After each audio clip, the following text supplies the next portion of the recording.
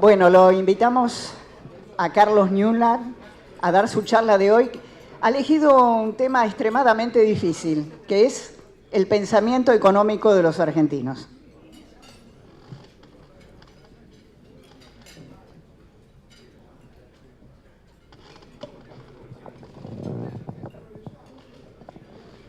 Bueno, agradezco mucho la invitación a las autoridades del Rotary.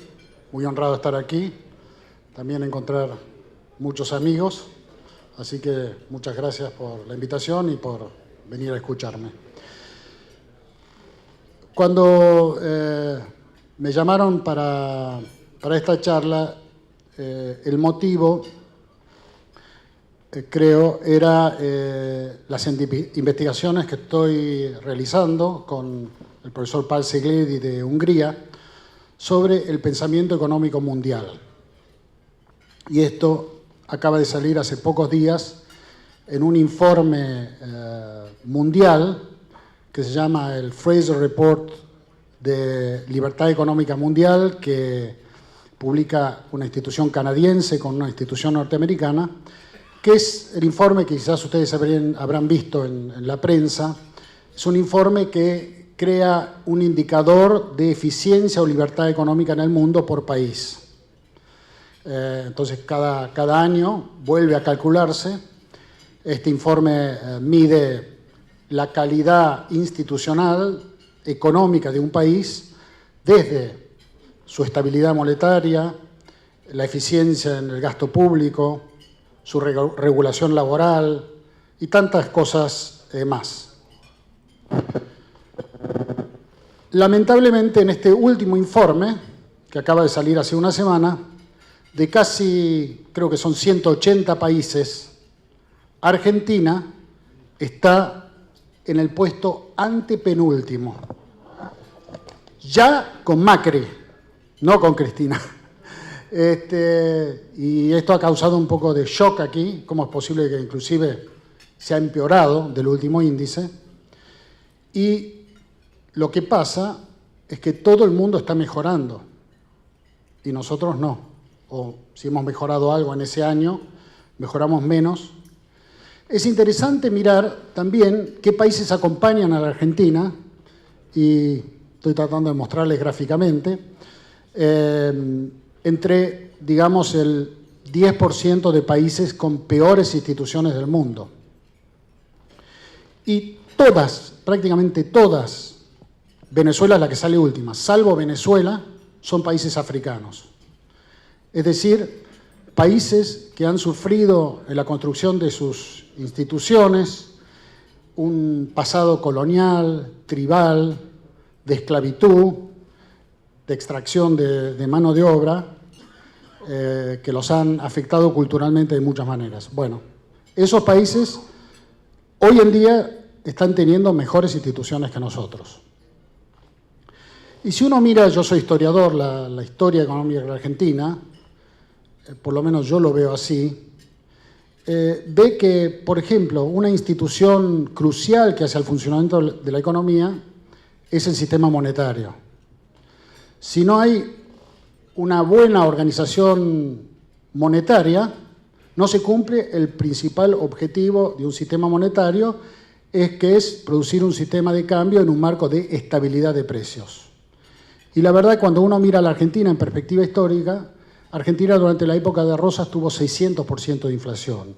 Muy rápidamente en nuestra historia, la institución monetaria estuvo atada a otra institución, que es la planificación presupuestaria o la ley de presupuesto, y en toda nuestra historia prácticamente no hemos tenido ningún año de estabilidad, presupuestaria. Todos los años, salvo algún milagro, cuando ocurría algo de milagroso, como fue el empujón que nos dio la demanda china al principio del gobierno de Kirchner, siempre hemos tenido déficit. Y eso se tradujo en inflación.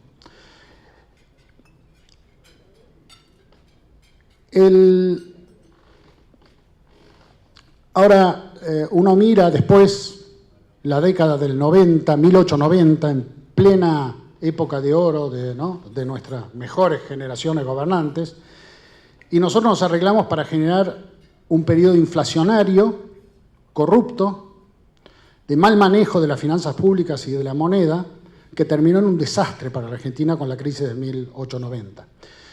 Después vino una prosperidad increíble basada en nuestros recursos, pero uno cuando lee entre líneas lo que pensaba la gente, uno ya nota que había una tensión, una idea de que, por ejemplo, la cantidad de moneda emitida no tenía efecto sobre el nivel de precios. Estanislao Ceballos era el campeón de esto, y tenemos un campeón de lo contrario, de decir, guarda con este pensamiento, cuesta un día, ahora nos podemos endeudar, podemos financiar el gobierno, pero cuando esto se acabe, esto puede terminar en gran inflación, que era Juan B. Justo. Juan B. Justo fue, desde el punto de vista de su defensa del obrero, era socialista, hasta marxista, hasta algún punto, él ponía como máxima prioridad del programa de los socialistas que hubiera una moneda estable, porque decía que la estabilidad de moneda dependía el bienestar de los trabajadores y de la gente más humilde de la sociedad. Y eso hoy lo sabemos, hay muchas pruebas de que ello es exactamente así. Y después, por supuesto, se inicia la inflación fuerte bajo el gobierno de Perón, pero antes hay que decir que durante la Segunda Guerra Mundial, Argentina no estaba directamente involucrada en la lucha, y sin embargo tuvo más inflación que Gran Bretaña, que estaba rodeada, no podía... Bueno, más inflación en Argentina. Y después empieza la gran inflación. Y cuando uno sigue el pensamiento, uno nota que para un país que desde el punto de vista de historia económica quizás lo más caracteriza dos cosas, la inflación y la involución económica cuando lo comparamos con otros países, tenemos de manera continua un pensamiento heterodoxo en Argentina de que un poquito de inflación está bien, la cantidad de moneda, y desde Alfonsín hasta pasando por Kicillof y hasta quien se le ocurra, han manifestado algún tipo de pensamiento. Por supuesto, cuando uno tiene este pensamiento y no tiene una visión clara de qué es lo que está causando ciertos fenómenos económicos, y termina normalmente mal. Entonces tenemos malas instituciones, y la pregunta es, bueno, ¿la culpa es de las instituciones o hay algo que va más allá de las instituciones? ¿Hay algo que está en la cultura popular o algo que está en nuestra mente? Y cuando revisamos las instituciones, por ejemplo la monetaria, vemos que no están mal formuladas. Inclusive la Carta Orgánica del Banco Central, promulgada bajo el kirchnerismo, tiene un artículo que dice: las autoridades monetarias del Banco Central, bajo ningún concepto y jamás, deberán ser interferidas en su actividad por el Poder Ejecutivo. Y bueno, tenemos una de las mejores constituciones del mundo y sin embargo, si miramos nuestra historia del pensamiento económico, a mí me sorprendió, yo llegué a este tema, que les voy a hablar después. Ahí les quiero mostrar, este es el índice del Fraser Index, son los países con mejores instituciones en azul, siguiendo con los intermedios, los más bajos, ahí está Argentina. Creo que está Libia y Venezuela. Arriba, por supuesto, Hong Kong, Estados Unidos, Canadá, los países más desarrollados.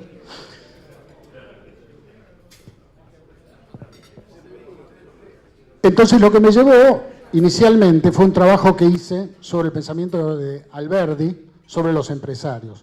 Y Alberdi ya decía, ya por 1850, que el problema de Argentina es que valoraba a políticos y a militares, que para él eran destructores de riqueza, y no había ninguna valoración del factor empresarial.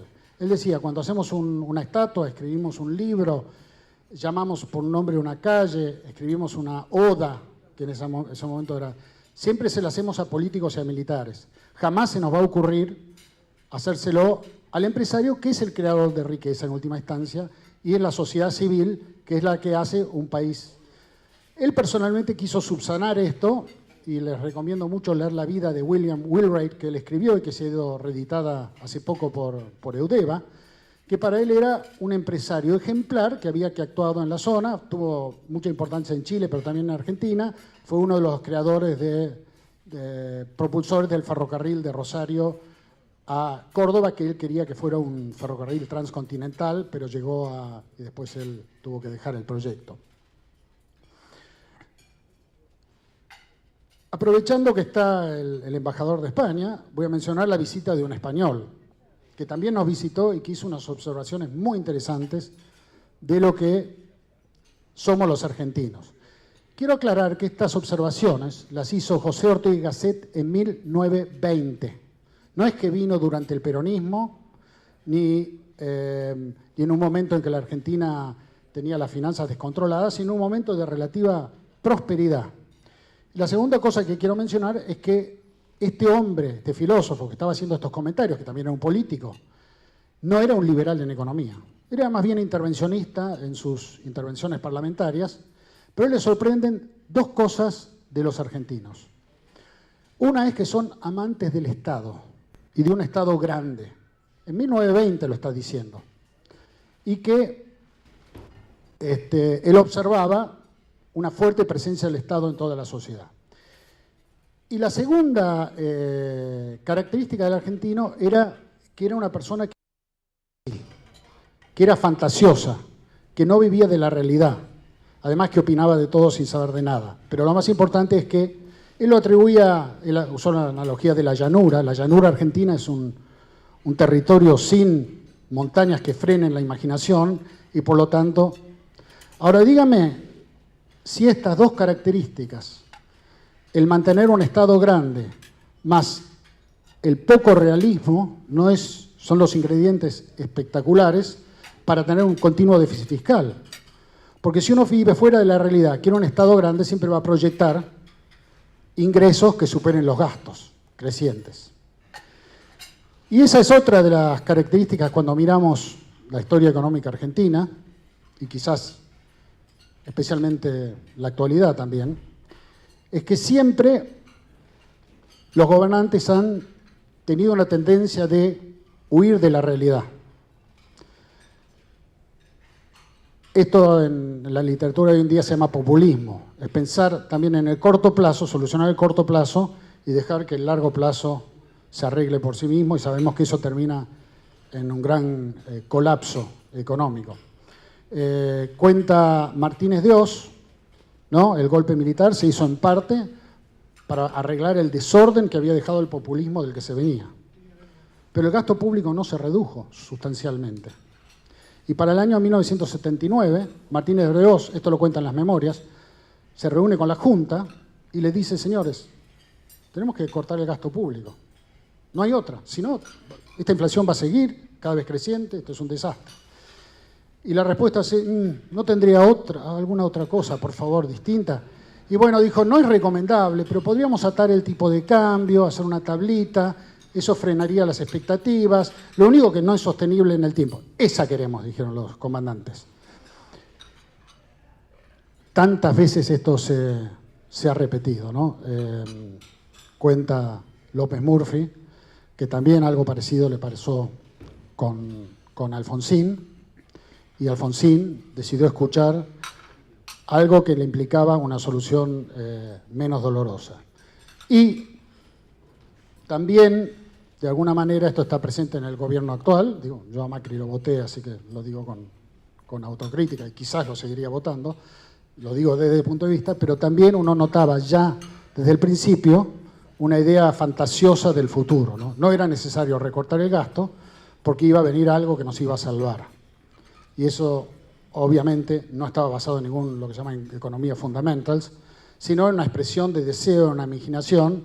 Y por supuesto, cuando uno pospone en la empresa, en la vida familiar, en la vida social, una medida dolorosa, el problema se agiganta en el futuro, porque se va acumulando más errores al error inicial.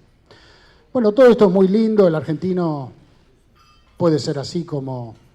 Esto puede ser una impresión, Ortega puede haber estado impresionado por alguna gente que conoció,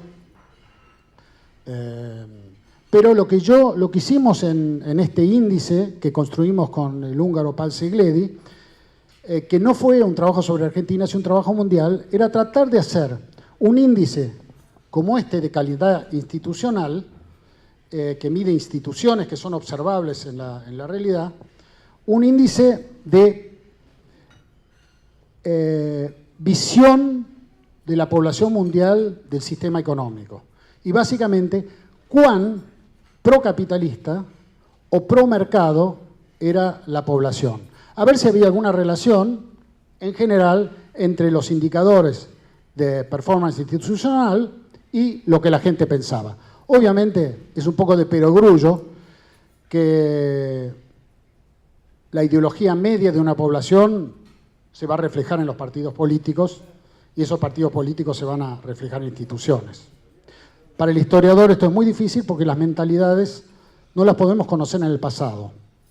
Pero para esta investigación lo interesante era que desde 1980 existe en el mundo una encuesta mundial que se llama Encuesta Mundial de Valores, que se toma en todo el mundo, en muchos de los países del mundo, hoy en día en casi 100 creo, donde se hacen 500 preguntas y de las cuales 4 preguntas uno puede inferir lo que piensa la gente del sistema económico. Entonces nosotros tomamos esas preguntas, les dimos un tratamiento econométrico que hizo mi colega que es económetra, hay que homogeneizar las cifras, ver las bandas, en fin, hay temas de respuesta cultural, pero las 4 preguntas se referían a ¿aprecia usted la competencia? ¿Cree usted en la iniciativa privada? ¿Cree usted que el mundo es suma cero? Es decir, si uno gana, otro solo puede perder. En un sistema de mercado creemos que todos ganan con el intercambio. ¿Y cree que el Estado debe regular su vida? Tomamos esas medidas y elaboramos un índice que acaba de salir, está en internet, en el estudio lo pueden ver, que es uno de los capítulos de este estudio. Y si pasamos, a ver... Estoy terminando.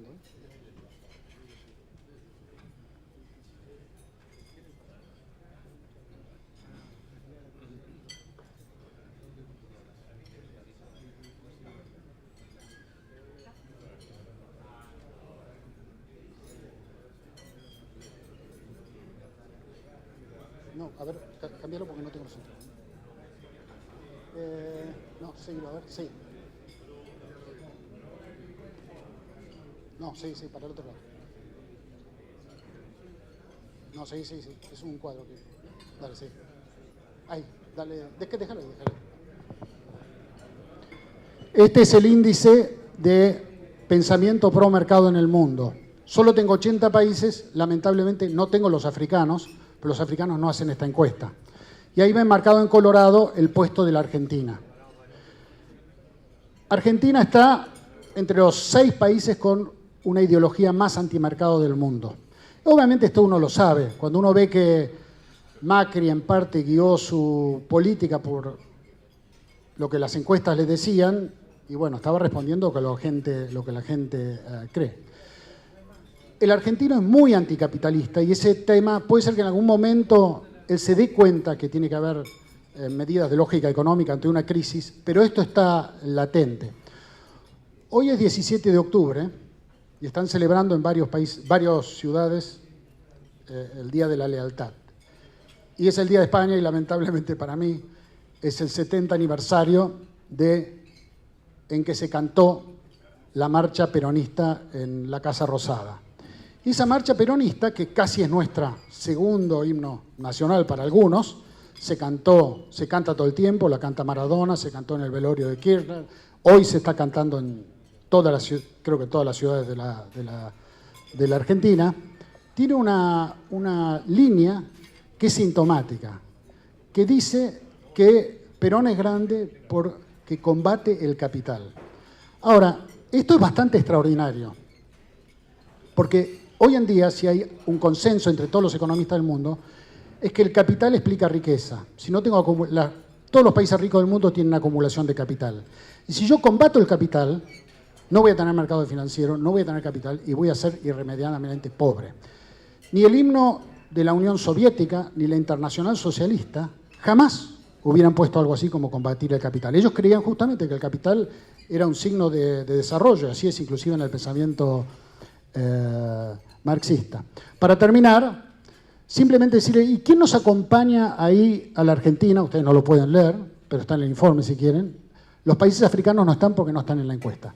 Son todos, casi todos los que están alrededor de Argentina, son países ex miembros de lo que fue la órbita soviética o la cortina de hierro. Es decir, ellos, que ya venían con un legado bastante problemático desde la época zarista, uno lee a Berdiayev, su escrito en 1915 sobre el arma rusa, y lo que él dice de los rusos es bastante parecido a lo que Ortega Gasset dice de los argentinos. El legado de décadas, no un siglo, pero menos de un siglo, de sistema comunista y de pensamiento comunista y de adoctrinación comunista es bastante parecido al legado que nos ha dejado tantos, no quiero decir peronismo, yo no soy antiperonista, pero sí creo que nos dejó un legado muy fuerte en términos de pensamiento económico, ha sido similar al de esos casos.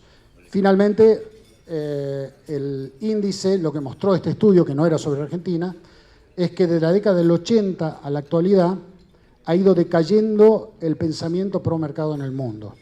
En los 90 fue la época de Margaret Thatcher, Ronald Reagan, Menem, y de grandes conversiones al sistema de mercado, como algunos dirigentes de ex países de órbita soviética, Mandela inclusive, pero en los últimos 10 años esta adhesión a la economía de mercado ha ido debilitándose en todo el mundo. Las razones muy difíciles de explicar y de entender, como es muy difícil de entender por qué el argentino, que vino a un país abierto, de inmigración libre, de oportunidades, haya terminado con este tipo de pensamiento. Según Ortega Gasset, la alta tasa de migración de inmigrantes en la Argentina, que fue la más alta del mundo en términos relativos, quizás tenga algo que ver con esta explicación. Gracias.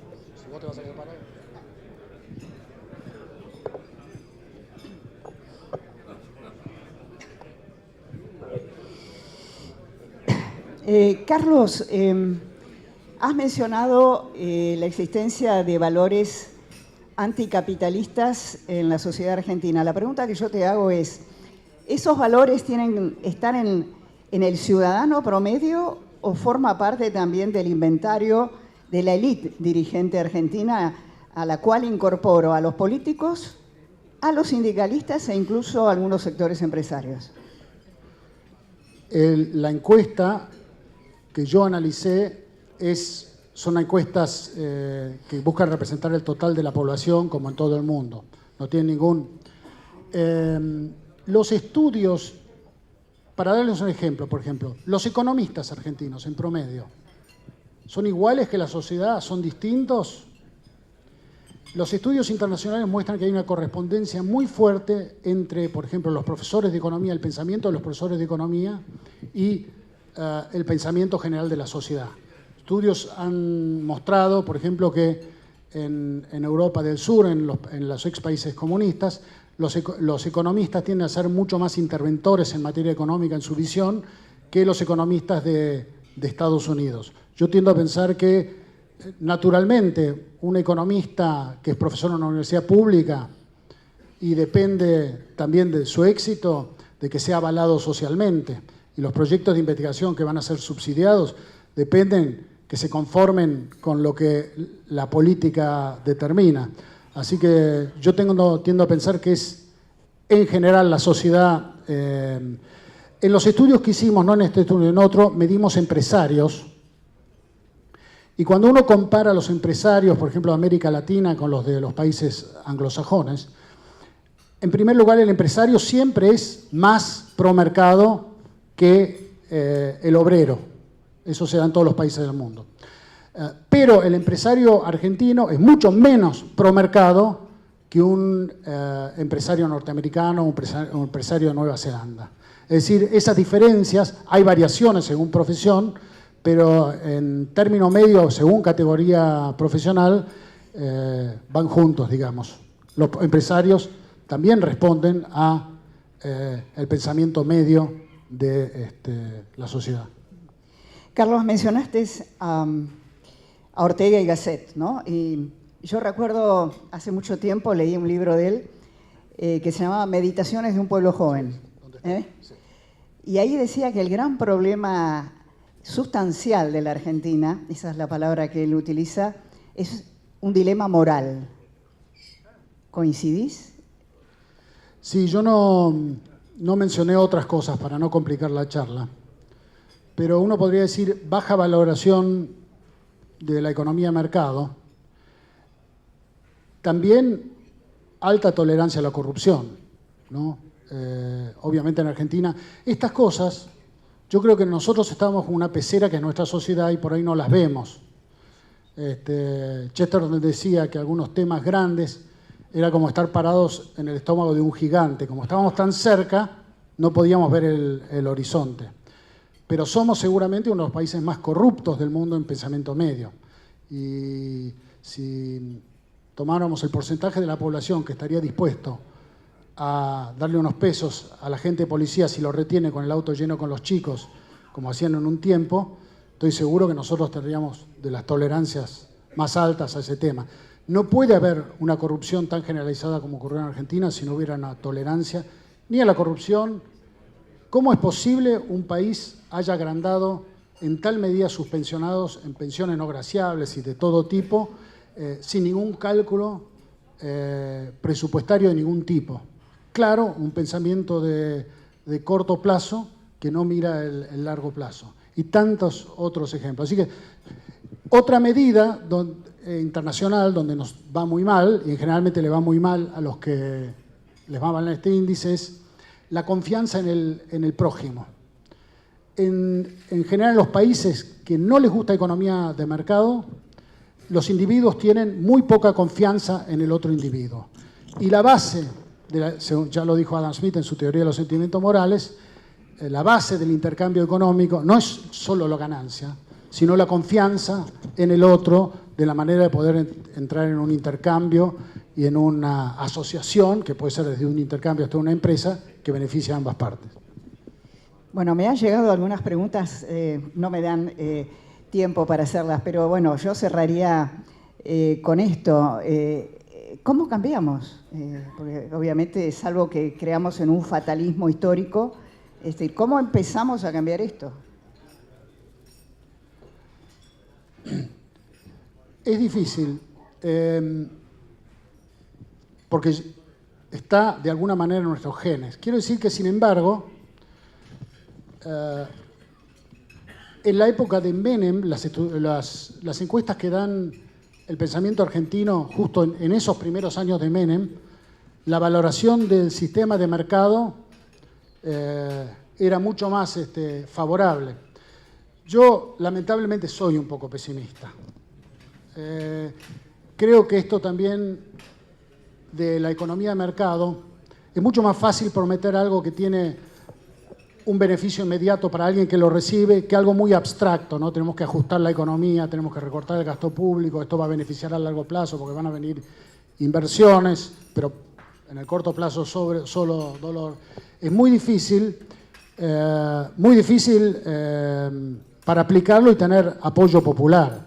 Yo creo que esto es un gran dilema que debe tener Macri en este momento. Cómo afrontar la realidad y cómo hacer que él sea apoyado. Si no hay apoyo de ningún tipo, es muy difícil que una política pública se pueda... Carlos, te hago ahora sí la última pregunta, pero ¿no debió haberlo hecho desde el comienzo esto? Cuando tenía, es decir, este cambio del cual estamos hablando, ¿no lo debió haber instalado desde el comienzo cuando llegó al poder? Ahora es mucho más difícil, creo, ¿no? Sí, yo lo que digo es que este tipo de situaciones donde viene un gobierno que viene a restaurar el orden económico y también de la economía de mercado, después de un gobierno populista, tiene muchísimos casos en la historia argentina. Yo estudié el caso del gobierno que vino después de Irigoyen en 1930. Irigoyen era claramente un gobierno populista que nombró muchísimos empleados públicos, que dio muchísimas pensiones graciables, que descontroló el gasto público. Y el gobierno que vino a solucionar esto terminó con una presión impositiva mayor y un gasto público mayor que el que había tenido Irigoyen. Y así con Martínez de Oz y Isabel Perón y tantas veces. Es muy difícil, requiere muchísima templanza y yo creo que una visión muy clara de que es el único camino posible. Carlos Newland, muchísimas gracias.